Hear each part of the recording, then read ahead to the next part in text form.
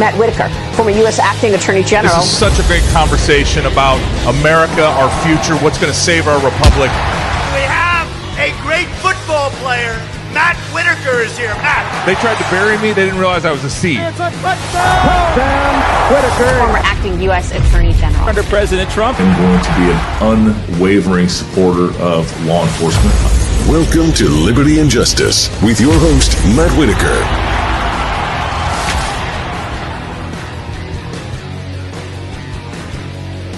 Welcome to Liberty and Justice. I'm your host, Matt Whitaker. I am joined today by former Ambassador Lana Marks. How are you, Ambassador? Good to see you, Matt. Thank you so much for having me on your show.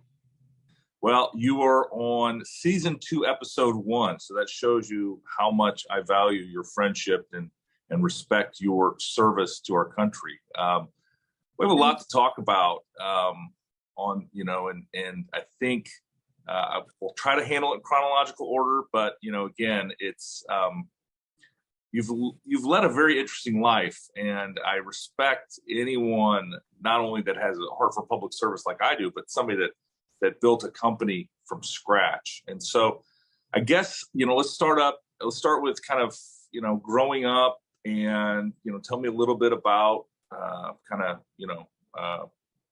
where you grew up, where you were educated, and then we'll go into your business. Thank you. So I was born and raised in the Eastern Cape of South Africa, a city called East London.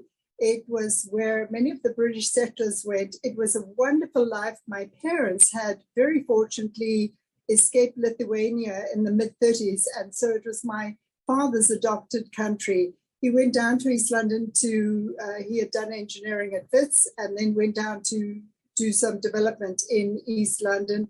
And him and my mom stayed there, and I was born and raised there. I had a wonderful life there. The education was superb. I went to Stirling Primary School, Clarendon High School, really top education. And we had a wonderful life. I played tennis in the afternoons. I did ballet in the afternoon. My parents encouraged me to achieve. My father took me from the age of 3 on buildings. He was building for our family. Architectural proportion and business is ingrained in my DNA. And my parents taught me about very strict values, whether they were family values, values with people, business values. And my parents went to Europe every year. And my mother rather had us have one beautiful dress than 10 dresses that were terrific, explained fabric to me. And so I had a wonderful life growing up. I went to Wits University in Johannesburg very young. And after that, had chance to meet my husband, a real chance meeting. He was helping Chris Barnard post-transplants with therapy in Cape Town. And we left the day after we got married. We were briefly in Bermuda. Then he took a professorship at the University of Miami in medicine in Florida. Wow, were we fortunate to come to Florida indeed. I thank my lucky stars every day. And then I perhaps was a bit more aware of exotic leathers because of crocodile and ostrich in South Africa, and had it in me to start a fashion brand, and was ingrained in business all my life. So started the brand from my kitchen table in Miami. And I think that's the first. I mean, your story is amazing, but the idea that I'm going to start a brand, I'm going to compete, I'm going to knock on doors until people accept my product. I mean, you created a really high-end luxury brand that was your name, which is also, I think, a very bold thing to put your name on something and to say, this is me and I am this. And then, but it's not an overnight success. Like you said, you started at the kitchen table, and you had, a lot of it initially was by your efforts, and you were not only making products, but you were also selling the product and, making hiring people and making the payroll. Tell me about the growth of your brand. Gosh, I was always in the trenches from the beginning right through. Starting on my kitchen table in Miami after having done 2 years research into all the fine tanneries and factories in Europe and learning production from the top master artisans in the north of Italy, which in my humble opinion is the best in the world. I think I was a little naive when I started. And then when I realized how difficult it was, I was too far into it, so there was no turning back. It's a very competitive industry. You're only as good as your last collection. It's based on relationships. You have to get shelf space, and they're all the big boys of the world.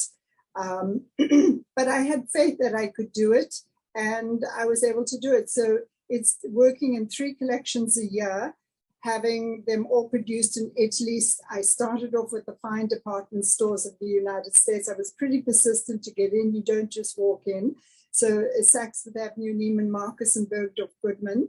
And we did very, very well dollars per square foot there, which again, the big boys, the big giants were not terribly happy about. So I realized just to continue that I had to open my own stores, and I opened in Madison Avenue, New York, and got top architects and top builders, and then affiliated with all the top charities that I believed in my heart. From there, I opened in Beverly Hills on Rodeo Drive. These were stores not for the faint of heart. They were long leases.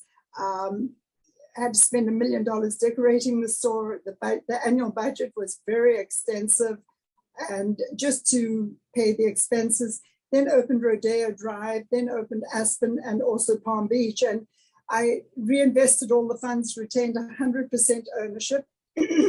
And to cut a long story short, was very fortunate to have about 14 of the royal families of the world who were my customers. Interfaced with Hollywood really well, with the Oscars, was well accepted. Came up with the concept of a Cleopatra clutch with Elizabeth Taylor, who I met very, very fortunately. She was very gracious, came up with the concept of a Cleopatra clutch, and came up with that concept for the Oscars because of her role in Cleopatra, A Powerful Woman Adorned. Was very fortunate to meet some prominent royals.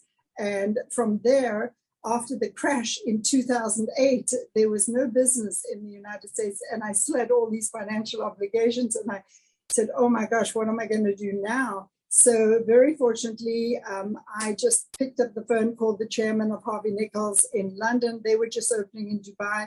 It was before people even knew about Dubai in the United States. It was just emerging. We opened at Harvey Nichols in Dubai.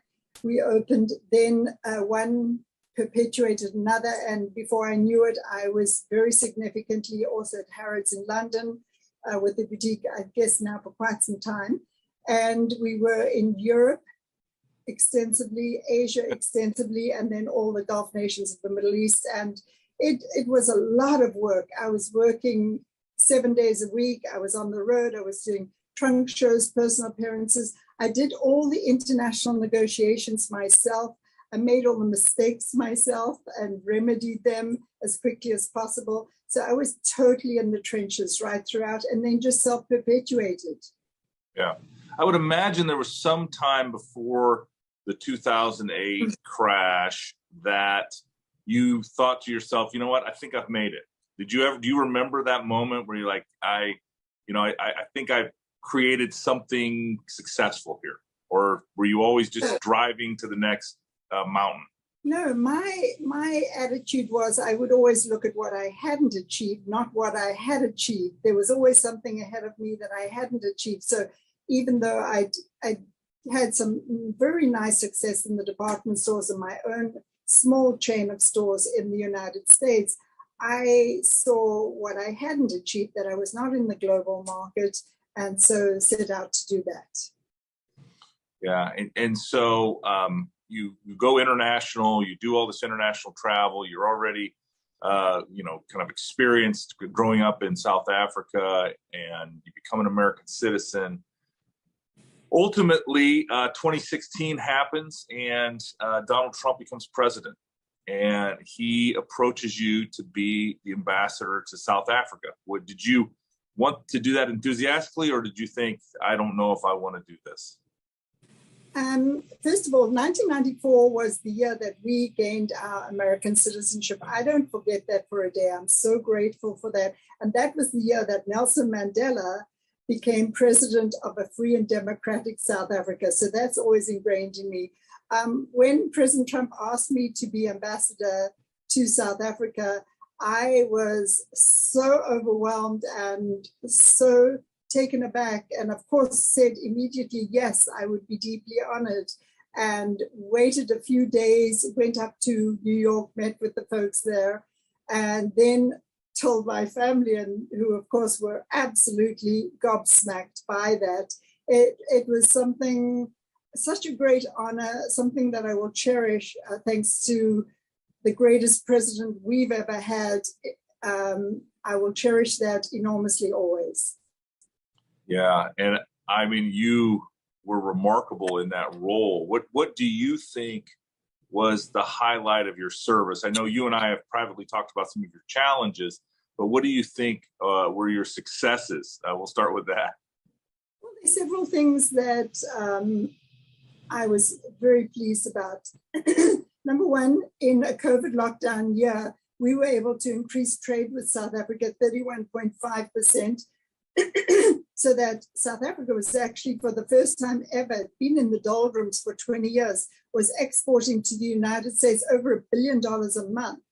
And we had a tremendous surge in our bilateral trade in 20 and 21, the years that I was there.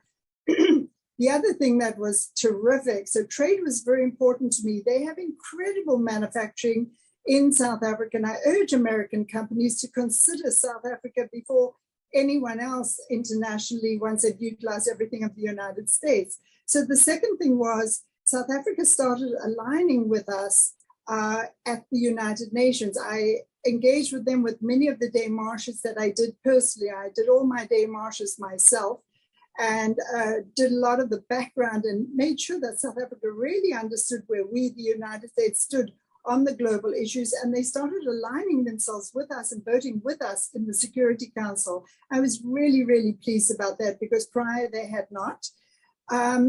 The other thing is that I put together a nuclear energy deal with the Minister of Energy, Mantashe, who I brought to the United States and interfaced with our Department of Energy on many other projects as well, carbon capture and shale, but primarily put together a nuclear energy deal for and with South Africa, which was the first of Africa, and had it financed at the lowest rate in the world with Adam Bola of DFC.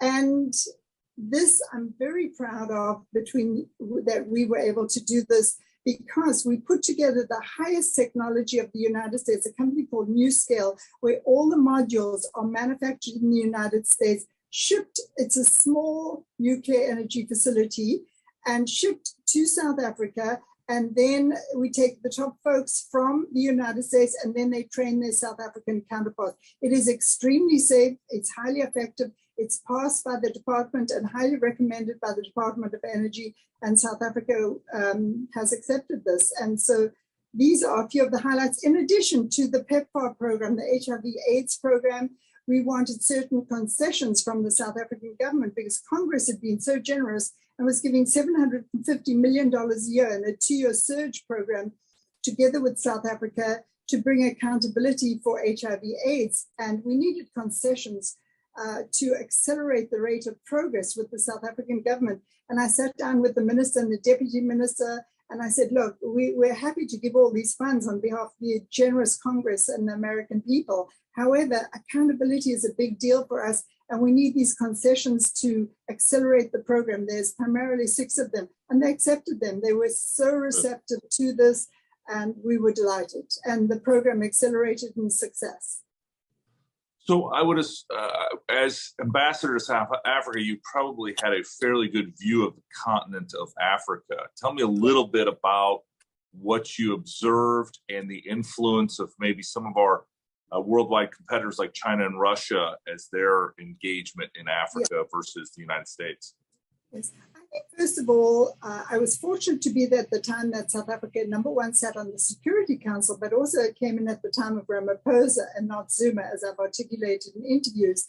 And Ramaphosa at that time was head of the African Union, which was a big deal. Now, the thing that's terribly important for us as Americans is that we respect the sovereignty of nations in Africa, not just South Africa, which fought so hard for its democracy and its sovereignty, but all the nations, particularly sub-Saharan Africa. Now, China, of course, has this Belt and Road Initiative, which is floundering somewhat now in Africa.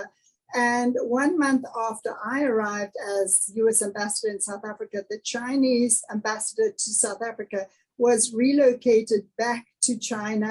And the entire time that I was there was no Chinese ambassador in South Africa, which was actually quite terrific. But the thing that I would say in terms of our engagement with all the nations in Africa where we have embassies, we need to increase trade. I put together our model when I promoted American trade to and with South Africa. And I said, we want to help South Africa help itself. We don't want to use other models where other countries, I was very subtle, laid South Africa with debt trap, and the small print would seize their sovereign assets. They wanted to put in a $4 billion port for a commercial port on the most beautiful beaches of South Africa on the East Coast. And I halted that in its tracks amongst many, many other things. But I think relationships are terribly important. We have to respect the sovereignty of these magnificent African nations. We have to understand that they have tremendous production facilities. And I urge American companies to consider Africa and South Africa with increased further trade instead of Asia, because they will get terrific results. And I think if we even just consider those few things, we will surge in Africa as we did in 2020, 2021, and the end of 2019. Yeah, and I've seen some recent population statistics suggesting that some of the countries in Africa are going to grow rapidly. They have a very young population. They're going to grow rapidly in size. And ultimately, I guess that would be in economic influence as well. Did you have some observations on just sort of the importance, I guess, long in the future of Africa and some of these countries? Yes. Thank you for highlighting that, Matt. That's a terribly important point. With the young population emerging in South Africa and Africa, it's very important that they have jobs. And many of these countries, they are not able to offer jobs to young folks. So South Africa at the moment has 55% unemployment, which is too terrible currently with the young folks. So one of the things we were able to do, and I urge our giant American companies and others to consider South Africa and consider Africa. Besides, they'd be so grateful to the United States. For example, Ford Motor Company had a plant north of Johannesburg because South Africa is known for the motor industry and manufacturing. And so they were going to open up another very substantial plant in Asia. And I had them pivot and not open that plant in Asia, but expand exponentially the Ford plant in South Africa, so that going forward with that expansion now, they will in the future be employing 80,000 young South Africans, which is huge. And South Africa is very grateful and very appreciative.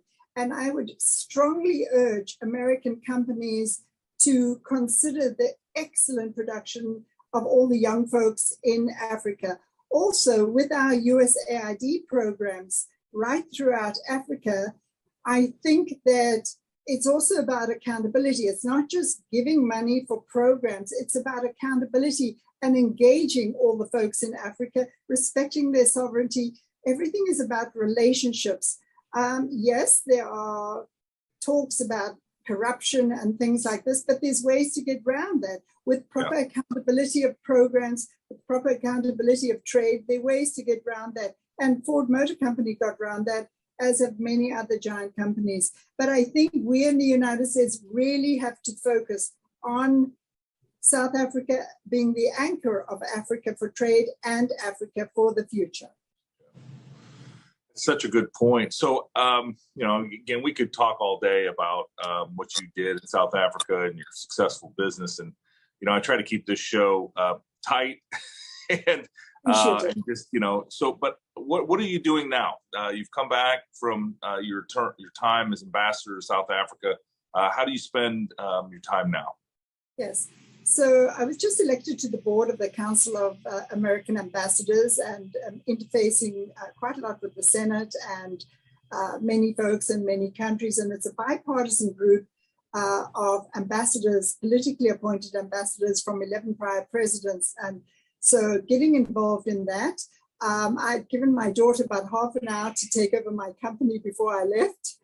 So helping my daughter with that. I was very fortunate to have my son at my side in South Africa, Martin. He helped me with many, many things, from land with eminent domain and many, many things. So besides, of course, my husband. And so helping Martin with some various projects. He stood for Congress and also doing some real estate and just going in many, many directions at the moment, and very busy. And then doing interviews with you. And that's my sense is, spending time with you and your family. It always seems like there is a lot going on. And I always am very grateful for any time that I'm able to spend with you and your family, because you're such just outstanding American citizens that have lived, you've lived the American dream. I mean, it's something I love highlighting on this is people that have come to the United States or have grown up in the United States and took advantage of what we have here, didn't ask for any help, but just came up with an idea and executed that. So I just want to congratulate you on that. I know that if people want to follow you on Twitter, it's @LanaMarks. And is there any other way that the listeners and viewers of this show can keep track of what you're up to? No, just at Lana Monks, but I just want to say that not a day goes by that we're grateful to be American citizens and to be part of this incredibly great country. And just there is no country like America, our freedoms, our democracy. You can achieve whatever you want through hard work. And I'm an example of that. We came to this country not knowing one person, had no contacts at all. And when I became ambassador in South Africa, I never knew any of the ministers or government leaders. So this really is possible. I'm also very strong about women's empowerment as well. So here's a lesson to women. You can achieve whatever you want in this country. It just takes tremendous hard work, persistence, and determination. And I'm so grateful for your friendship, Matt.